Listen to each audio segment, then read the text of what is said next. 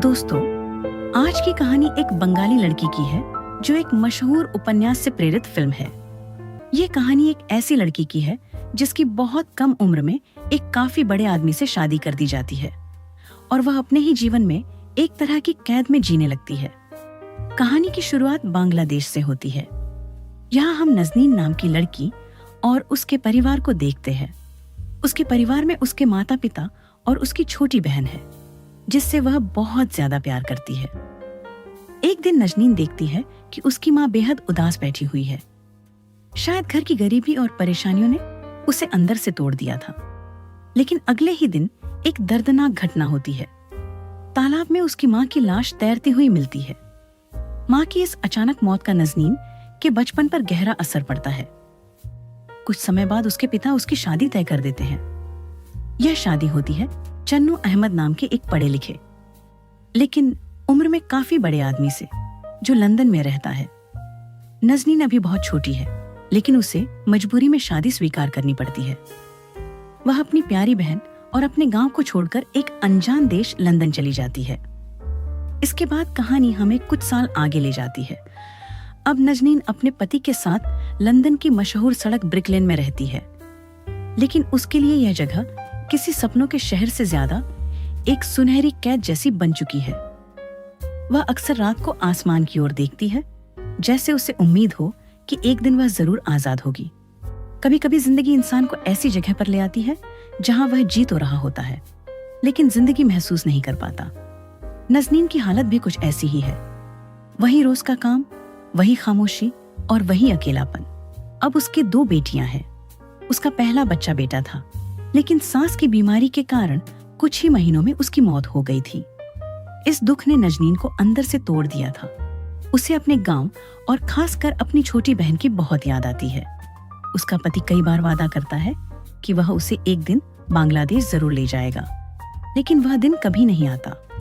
नजनीन का पति लंदन में एक बांग्लादेशी इमिग्रेंट की जिंदगी जी रहा है।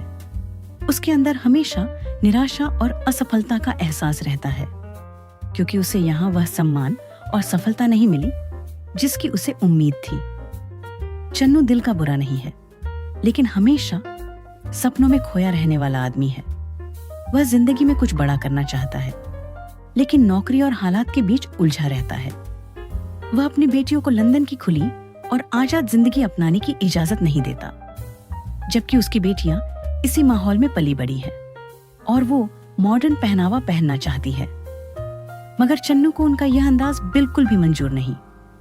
नजनीन हमेशा अपनी छोटी बहन से चिट्ठियों के जरिए बात करती रहती है। उसकी बहन को लगता है कि लंदन तो सपनों का शहर है, जहां जिंदगी बहुत खूबसूरत होगी, चमकती सड़कों और खुशहाल लोगों से भरी हुई। लेकिन नजनीन ही जानती है कि उसकी जिंदगी कितनी खाली और उदास है। शाम को चन्नू अपने बॉस को साथ लेकर घर पहुंचता है।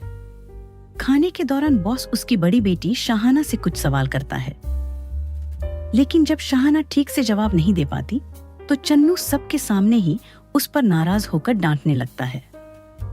बॉस के जाने के बाद नजनीन फिर से बांग्लादेश जाने की बात छेड़ती है, लेकिन उसका पति प्रमोशन का इंतजार कर रहा है और इसीलिए लंदन से नहीं जाना चाहता है।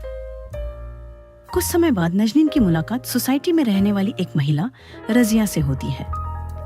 रजिया एक खुली सोच वाली महिला है जो अकेले अपनी बेटी को पाल रही है। नजनीन की नजर रजिया के घर में रखी सिलाई मशीन पर पड़ती है। रजिया समझ जाती है कि नजनीन काम करना चाहती है, इसलिए वह वही मशीन उसके घर भिजवा देती है।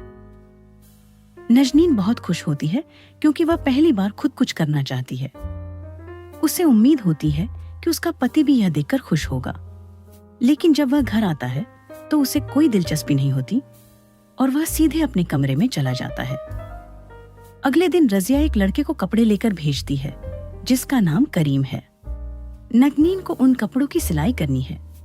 करीम फोन पर बांग्लादेशी भाषा में बात करता है। इतने सालों बाद अपनी मातृभाषा सुनकर नजनीन को उससे एक अपनापन महसूस होता है। रात को शाहाना और उसके पिता के बीच फिर से बहस हो जाती है। आहन शाहाना का कहना होता है कि वह लंदन के माहौल और तौर तरीकों के अनुसार जीना चाहती है, लेकिन चन्नू को यह बिल्कुल पसंद नहीं आता। गुस्से में आकर वह उस पर हाथ भी उठा देता है। ये सब देखकर नजनीन चुप रह जाती है, लेकिन उसके मन में अपने बचपन की यादें ताजा हो जाती हैं, जब वह गरीब जरूर थी मगर खुद को ज्यादा आजाद महसूस करती थी। धीरे धीरे करीम का घर आना जाना बढ़ने लगता है। नजनीन को करीम में एक नई सोच और आजादी दिखाई देती है। वहीं करीम को नजनीन में सुकून और अपनापन महसूस होता है। समय के साथ दोनों के बीच दोस्ती गहरी हो जाती है और कब यह दोस्ती प्यार में बदल जाती है उन्हें खुद भी पता नहीं चलता।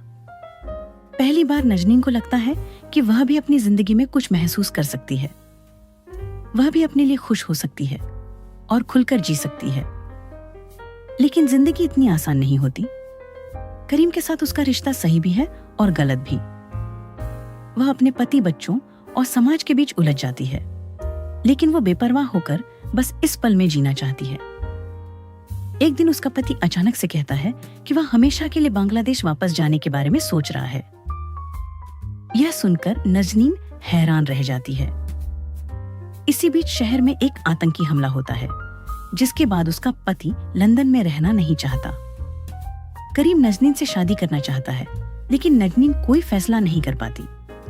तभी वहां पर नजनीन का पति आ जाता है और करीम को नजनीन के साथ देखकर दुखी हो जाता है और गुस्सा वो अपनी बेटियों पर निकालता है। इसी कश्मकश में नजनीन रजिया को अपना हाल बताती है। रसिया उसे अपने मन की सुनने की सलाह देती है। उसकी बेटी शाहाना को भी इसका पता चल जाता है। शाहाना नजनीन से करीम के साथ चले जाने की सलाह देती है, लेकिन नजनीन अपनी बेटियों को भी छोड़ना नहीं चाहती और आखिरकार उसे समझ आ जाता है कि उसे किसी और के साथ नहीं बल्कि खुद के लिए जीना है। वह करीम को छोड़ देती है और अपने लिए एक नया रास्ता चुनती है। जब बांग्लादेश लौटने की बात आती है तो उसकी बेटी शाहाना वहां जाने से मना कर देती है। तब नजनीन अपने पति से साफ कह देती है कि वह अब अपने फैसले खुद लेगी और उसके साथ नहीं जाएगी। चन्नू भी सब समझ जाता है और अकेले ही बांग्लादेश लौटने का फैसला कर लेता है। नजनीन अपनी बेटियों के साथ लंदन में ही रहने का फैसला करती है। अब वह डरती नहीं, क्योंकि उसे अपनी ताकत का एहसास हो चुका है। वह अब अपनी जिंदगी की एक नई शुरुआत करती है। फिल्म का नाम है ब्रिक लेन, जो 2007 में आई थी। यह कहानी हर उस औरत की है जो अपने पर हो रहे अत्याचार और जुल्म को कहती है बस अब और नहीं, और अपने लिए एक नया रास्ता चुनती है। दोस्तों, अगर आपको ऐसी कहानियां पसंद आती है तो हमारे चैनल मेलोडी सॉन्ग हब को जरूर सब्सक्राइब करें और कमेंट करके बताएं कि आपको ये कहानी कैसी लगी। धन्यवाद।